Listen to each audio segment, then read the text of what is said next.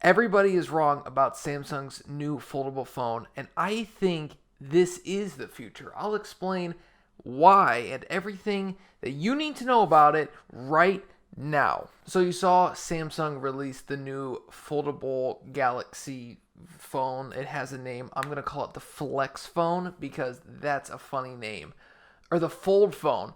I'm going to call it the Fold phone, okay? I'll be referring to it as the Fold phone from now on, from here henceforth. But I think a lot of people are wrong because they just don't get what Samsung was doing and they don't get what Samsung is going to be doing. We've seen Samsung release ideas of products before Apple, before other large companies. One of them, for example, is Qi charging, and we've seen that adopted by pretty much everybody. Even Google and Apple and all these companies were way behind Samsung. Samsung was one of the first companies to really push out of the box fast charging, and now every single company includes a fast charger with their device, except for Apple. Duh. Samsung was also one of the first companies to introduce a phone with a fold at the edge of the display. I believe that was the Note Edge, and that was extremely expensive at the time that it released. And since then, we've seen Samsung pretty much take that same design, maybe edge it a little bit less and less as the years have gone by, but still keep that infinity edge display. It looks really nice, obviously, and we've seen that sort of become an industry standard with just minimal bezels, whether it's on the top, the chin, the left, or the right. We've seen that sort of implementation of Samsung's sort of original design of, hey, let's, make the glass and the screen sort of go a different way. In fact, they curved OLED panels before Apple curved the OLED panel underneath the iPhone X. You could say Samsung is the only reason the iPhone X or the XS or the XS Max is actually around. Not only because they make most of the parts for it, but also because of the foldable OLED panels. I think the reason that everyone is wrong about the foldable phone is because they don't get it. Samsung wasn't releasing this to say, hey, we're going to be you can buy this tomorrow. They were showing the people that were there, software developers, what is possible and what is coming from Samsung. And it's a huge step forward. When you begin to think about it, the more and more we grow as humans, our technology advances. Even just, you can look at the basics from 10 years ago in 2008 when they released the iPhone 3G until now.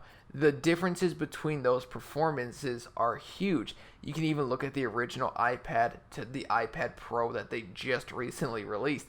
You're talking about leaps and bounds and steps that are just massive over a really short amount of time. And this is exactly what we're going to see with display technology. We've already seen it, and this is just the next step for display technology.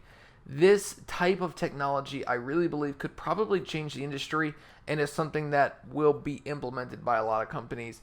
And the sole reason is because everybody only wants one device. When you think about it, wouldn't it just be nice if you could just have one device? You didn't have to have this device and then that device back there. And then if you wanted a tablet, you needed this device. And then if you wanted, another screen, you needed another device. You understand what I'm saying? People want one device. And I think that is probably a little bit broad of a statement. I'm sure many people are comfortable using multiple devices because that's been the standard for years. But as we know, technology, it gets simple over the years. It gets more advanced, but it simplifies everything we do. 15, 20 years ago, in order to make calculations, to make a phone call, to send a message, to edit a video, to take a picture, and then to watch TV and watch movies, you needed 7 different devices, maybe 8 or 9 if you include the Blu-ray player, the VCR, and the TV, and all that stuff. You needed many different devices for all of those things. But now I can do every single one of them, and so can you with the thing that's held in your pocket, unless you're one of those crazy people who don't have a smartphone. But I think that's the trend of technology, is to minimize technology. It sounds weird, but it makes sense. You want technology to make your life easier. Technology is not here to make your life more complicated. And with a foldable phone, imagine being able to go boom, and instead of having, okay, now I have a phone and then I have to carry around my iPad and my MacBook Pro, you could actually just carry around your phone and then you're good. And the reason is because with that foldable phone, right now we can only conceptualize it folding one way, where it just goes, okay, it's this big, and then it doubles in size. But who's to say that that can't then slide out and then slide up in the future? Obviously, these are extreme measures, but in the future, why can't it, get, instead of just doubling in size, why can't it just get like 4 times bigger? So instead of looking at a 6.5-inch display and then another 6.5-inch display next to it, which would make like, I don't even know, like a 12.5-inch display, not quite, but like a 12.5-inch display, you could extend that by via on the sides and make that, 15, 16 inches. Now you're talking about the size of an actual laptop.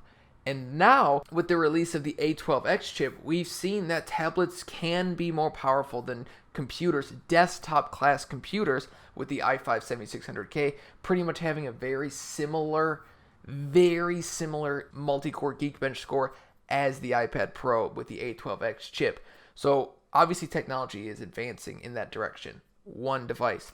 Apple will eventually be making a few devices, and you'll be able to do everything you want to do on like an iPad or even just an iPhone if you can't already do it. But for other people, they might want a bigger screen. They might need a bigger screen for content creation or just content consumption. So it would be a logical next step to make this device within this size as big as possible. Begin to think about it in this way. You take this phone and then you make it the size of a MacBook Pro, and now you have the horsepower of, in a few years, you have the horsepower of like an i7, if not better. The way ARM has progressed in the last few years, it's just the performance gains have been huge year over year, even from Qualcomm. You're talking about not just like a 10% gain, which is what Intel was essentially having from the 2nd gen all the way up until the 7th gen, with just like a 5 to 10% enhancement in performance. You're beginning to see ARM-based chips, not just from Apple, double in performance. If you look at the Snapdragon 835, the Geekbench scores multi-core were around 6,300, and now you look at the Snapdragon 845, you're looking at Geekbench scores that are like 9,000. That is a massive jump. That's a 50% leap. 50% year over year gets to become massive.